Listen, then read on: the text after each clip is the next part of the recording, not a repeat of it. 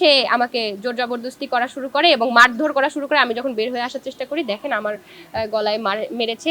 গলার জখমগুলো স্পষ্ট বোঝা যাচ্ছে। গালে অনেকগুলো চড় থাপ্পড় মেরেছে, যেটা আমার এখনো গালের ব্যথা রয়েছে। মাথায় আঘাত করেছে, চুল ধরে টানাটানি করেছে। বারবার দরজার কাছে গিয়েছি, বারবার সে টেনে হিঁচড়ে আমাকে মেরেছে। এখন আপনি বলতে পারতেন ওই সময় আপু ভিডিও বা লাইভ কেন করলেন না? ভাই আমি এমন একটা সিচুয়েশনে ছিলাম, আমি যে কাউকে কলটা টাইপ করবো একটা ছোট রুমের মধ্যে, সে তো আমার ফোন ফেলাই দিবে, আছাড় মারবে। আমি কি করতাম?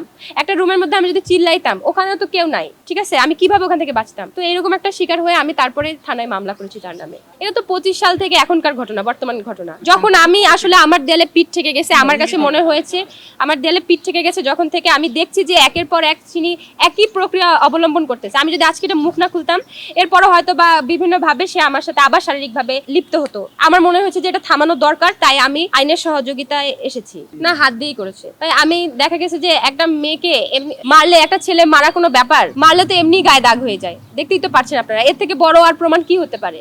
আমি চাই যে তার আসল রূপ উন্মোচন করতে এবং তার সর্বোচ্চ শাস্তি কামনা করি, যাতে সে এভাবে কোনো মেয়ের গায়ে কখনো হাত তুলতে না পারে। কোনো মেয়েকে মারবে না সে। কেন সে মেয়েকে মারবে? দেশের আইন ব্যবস্থাপনা আছে, তার তো মারার কোনো অধিকার নেই। এবং সে যে মেয়েদেরকে হান্ট করে, এভাবে প্রেম ভালোবাসা প্রলোভনা দেখিয়ে যে শারীরিক সম্পর্ক করে, এটা যেন সে বন্ধ করে। এই জন্য তার চরম শাস্তি আমি কামনা করি।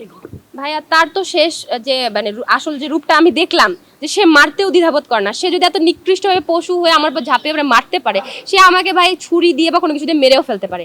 এখন ধরেন সে এটা একটা টোপ হিসেবে ব্যবহার করতেই পারে যে হ্যাঁ আমি তোমাকে বিয়ে করবো, আসো। বিয়ে করার পর সে আমাকে তার বাসায় নিয়ে যে আবার মারধর করলো। মারার পরে সে ডিভোর্স দিল আমাকে। সে আমাকে ডিভোর্সে সাইন করার জন্য আমাকে অত্যাচার করলো।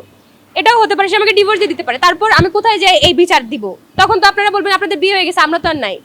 বা সে আমাকে মেরেও ফেলতে পারে, গুম করে ফেলতে পারে। তাহলে এইরকম একটি মানুষকে আমি কেন বিয়ে করবো? আমি বিয়ে করতে চাই না তাকে, কারণ আমি তাকে বিয়ে করলে এখন এখানে আমার নিশ্চিত মৃত্যু নলে ডিভোর্স লেখা আছে। আমি জেনে শুনে তো এরকম একটা লোককে বিয়ে করবো না। তার শাস্তি চাই আমি, তার সর্বোচ্চ শাস্তি হোক। ভাইয়া তাকে জেলে নেওয়া হয়েছে, কিন্তু জেল থেকে বের হতে কোনো ব্যাপার না। হয়তো এখন তার জেল থেকে সে বের হয়ে যাবে, এটা তো একটা আইনের প্রসেস, ঠিক আছে। কিন্তু আমি চাই যে তার জেল হোক, তার যে এটার উপর যে মামলাগুলো আছে সেগুলোর উপর তার বিচার হোক, তার কারাদণ্ড হোক এবং সর্বোচ্চ শাস্তি হোক। হ্যাঁ, আমি একটা মামলা করেছিলাম প্রাইমারি লেভেলে। সেই মামলাতে তাকে যেদিন আমার সাথে এই ঘটনা ঘটিয়েছে সন্ধ্যা 7:30-7:30টার দিকে, আমার আসলে সময়টা মনে নাই, তো সম্ভাব্য সময়, তার পরিপ্রেক্ষিতে আমি যে নিকটস্থ গুলশান 2 নম্বর থানায় যে আমি তদন্তের জন্য মামলা করেছিলাম, সেখানে তাকে সেই দিন রাতেই গ্রেফতার করা হয়েছিল এবং তাকে জেলখানায় নেওয়া হয়েছিল। তারপরে তাকে 2 দিন সে ওখানে যেমন ছিল, তারপরে আমরা আদালতে গিয়েছিলাম। আমার জানার মতে সে এখনো হাজতেই আছে।